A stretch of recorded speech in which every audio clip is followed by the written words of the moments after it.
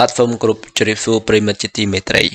ទីមួយខ្ញុំនឹងនិយាយអំពី LG4 Norinco គឺជាកំភ្លើងបាញ់បុកដែលមានទំហំគ្រាប់40មីលីម៉ែត្រវាប្រើប្រាស់ទៅលើកងទ័ពថ្មើរជើង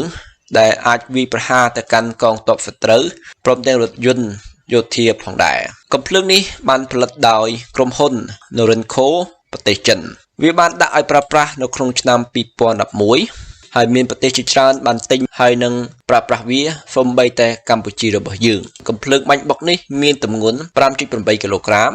ប្រវែង 726 មីលីម៉ែត្រមានគ្រាប់ទំហំ 40 មីលីម៉ែត្រដែលអាចដាក់បាន 6 គ្រាប់